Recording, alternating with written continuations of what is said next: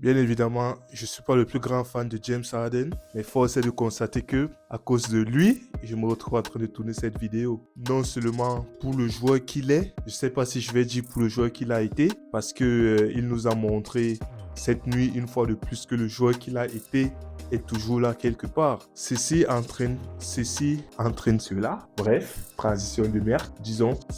James Harden, je veux parler de sa performance de cette nuit, à savoir lors du match Sixers-Celtic. Bien sûr, au Celtic, je crois que c'est le deuxième tour de ces playoffs du côté de l'Est. Du côté de l'Est, c'est le deuxième tour des playoffs. Un match qui opposait les Celtics aux Sixers à domicile. C'était les Celtics qui recevaient.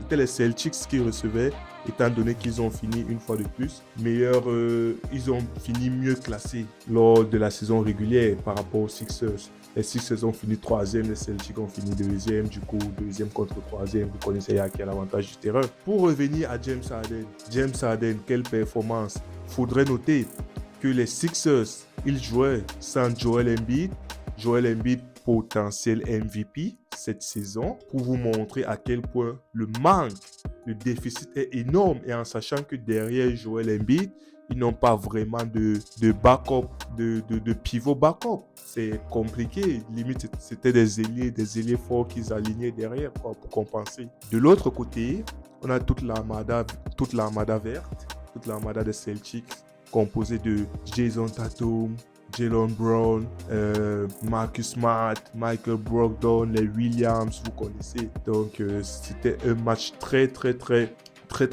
passionnant et intriguant, en sachant que lors de la saison régulière, les Celtics ont toujours eu l'avantage sur les Sixers, malgré le fait que lors de leur dernier affrontement, ils sont tombés sur un Joel Embiid frustré, un Joel Embiid fâché qui ne voulait pas finir la saison régulière sweepé.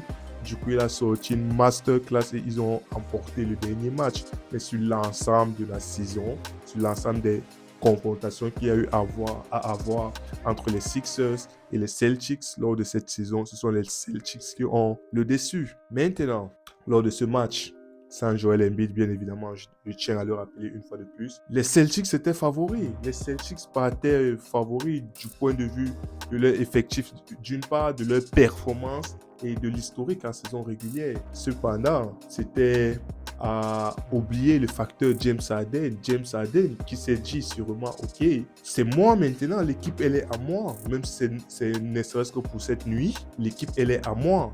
Donc, il a retrouvé ses vieilles habitudes entre guillemets. Il a retrouvé l'ancien James Harden que tant de gens ont eu à aimer. Le James Harden scoreur, le James Harden, le joueur, un des attaquants les plus talentueux, prolifiques de l'histoire. Le James Harden 2016, 17, 18, où il tournait quasiment à 35, 36 points de moyenne. Le James Harden qui était une menace extérieur, intérieur, le James Harden step back three, ils l'ont retrouvé ce soir. James Harden, il leur a tout fait. Step back three, pénétration, le corps. Ce James Harden, on ne savait plus qu'il existait. On se disait que ce n'était plus qu'un rêve, c'était que des lointains souvenirs. On ne savait plus qu'un jour, on allait tomber sur ce James Harden. En plus, comme on dit, la cerise sur le gâteau, c'est en playoff. En playoff, James Harden, malgré tout son talent, malgré toute sa force, meilleur attaquant de l'histoire, attaquant le plus prolifique, talentueux, tout ce que vous voulez, en saison régulière, ça ne sait jamais, c'est-à-dire les performances en saison régulière ne se sont jamais retranscrites en playoff. En playoff, il a été toujours un joueur différent, si je peux dire comme ça. Il a été un joueur, je ne vais pas dire les playoffs étaient un stage un peu plus grand pour lui, parce que c'est quand même James Harden, un MVP, un ancien MVP, un attaquant exceptionnel, je le dis une fois de plus, tellement ce qu'il a fait était magnifique, était incroyable, était limite du jamais vu depuis un bon bout de temps. Donc, ce James Harden-là, en playoff, qui fait une performance comme ça, c'est exceptionnel. C'est sûr que lui-même, en rentrant chez lui, il a dû se regarder dans le miroir. Il a dit, gros, t'es encore là, tu n'es pas parti. Je pensais que je t'avais perdu pour de bon, t'es pas parti. C'est qui le plus fort? C'est sûr qu'il s'est dit ça, parce que lui-même, je suis sûr, on est presque toute la planète est sûr que lui-même, à la fin du match, Il a vu le score, il a vu le box score, il a vu les performances sûrement chez lui, ou je ne sais pas s'ils ont fait un débriefing, mais je suppose chez lui, il a dû peut-être revoir les highlights. Il a dit, ah ouais, je peux encore faire ça en fait, je peux encore. Donc non, c'était un match. Harden, il a, comme les Américains disent, il a vraiment carry les Sixers. Il leur a mis sur son dos et bref, c'était une nuit mémorable. Je n'ai plus les mots tellement ça c'était inhabituel. C'est ça le truc en fait, c'était inhabituel. C'est que personne, tu aurais pu parier. Aujourd'hui, on te dit, tu paries, même pas ta maison, tu paries 10 euros ou 10 dollars, peu importe dans quel âge vous voyez la vidéo, 10 euros sur le fait que Harden te mette 40 points en play, même pas 30 points en playoff. Ce James Harden qu'on voit depuis un certain temps là, qui te met 30 points en playoff, même 10 euros, tu n'allais jamais parier, jamais de la vie.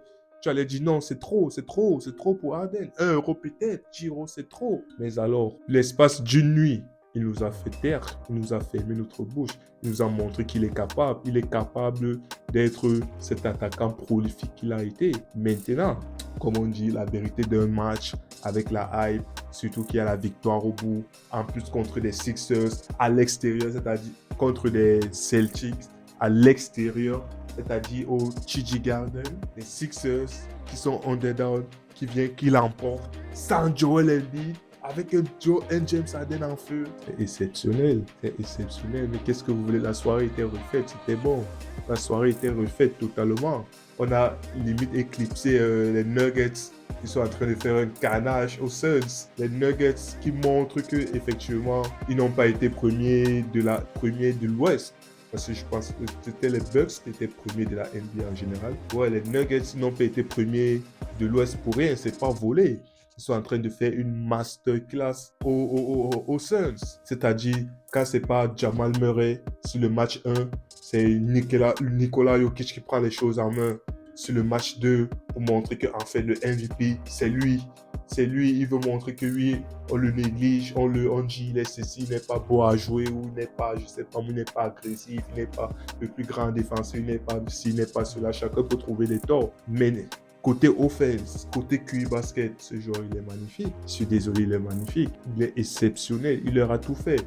Kevin Durant dans le dur, Devin Booker dans le dur, Chris Paul qui se blesse malheureusement. Chris Paul il est dessus, Chris Paul et les playoffs. C'est très rare que Chris Paul joue des playoffs, il arrive jusqu'au bout sans se blesser. C'est très très rare, d'autant plus que plus le temps avance, plus il prend de l'âge. Aujourd'hui, il a quoi? Il a 39 ans. Donc, tout Chris Paul qu'il est, son corps ne supporte pas.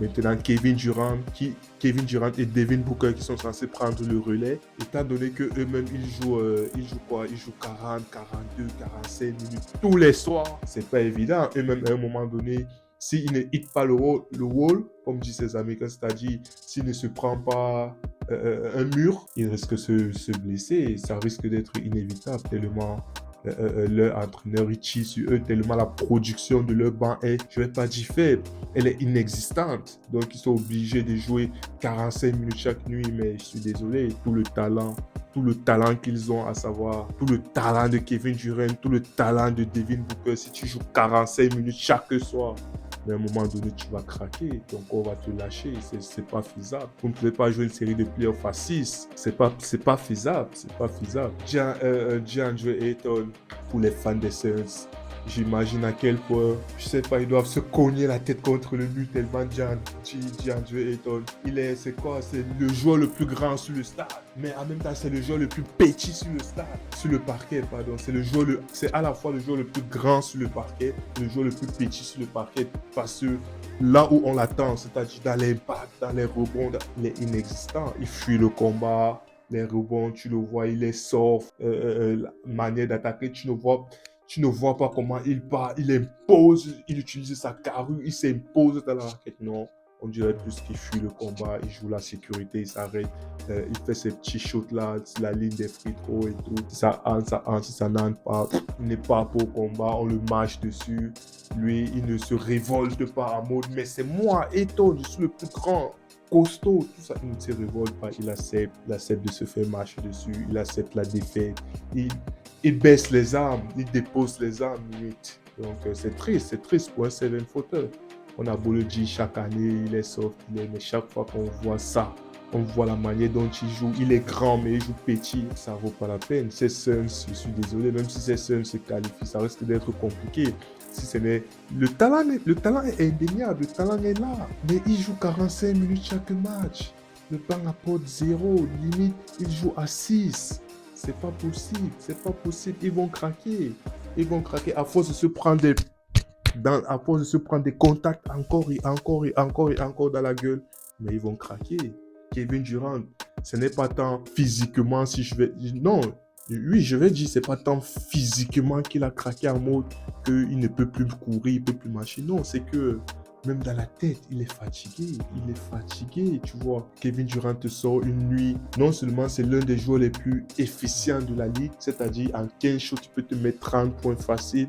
Kevin Durant qui atteint les 27 tirs, c'est-à-dire il a tiré 27 fois dans un match. Kevin Durant qui a tiré 27 fois dans un match, il doit être minimum à 50. Kevin Durant a tiré 27 fois dans un match. Il a réussi 10 de ses tirs. 10 tirs, il a 10 sur 27 au tir et pour 24 points. Kevin Durant, on parle de Kevin Durant. 2 sur 12 à 3 points. C'est pour vous montrer à quel point la fatigue, un moment tôt ou tard, ça va te rattraper, c'est inévitable. Donc, bon, à l'heure où on parle, la série c'est à 2-0 pour les Nuggets, qui sont à domicile. Ils ont pris leurs 2 matchs à domicile. Les 2 autres matchs se jouera aux Suns, à l'Arizona. Espérons que le déplacement pour les Nuggets ne leur feront pas trop du mal et espérons que le retour à la maison des Suns leur ferait le plus grand bien. Sinon, autrement, j'ai pas envie de dire que cette série sera très vite pliée parce qu'on l'a vu lors de ce premier tour, notamment lors du match Warriors-Sacramento. Sacramento qui a pris les 2 premiers matchs à domicile. Il y avait la hype, puis Sacramento peut suiter, Sacramento peut. Au final, ils se retrouvent à la maison. Et ce sont les Warriors qui sont passés. Donc, on ne les enterre pas trop vite. On attend la suite, on attend de voir comment le Game 3 et le Game 4, le Game 4 ou le Game 5 vont se passer. Et à partir de là, on pourrait commencer à sortir quelques analyses. Je ne veux pas dire comme ça, la tendance, quoi. On pourra dégager la tendance pour voir si effectivement ça risque de partir vers une élimination précoce des Suns ou pas.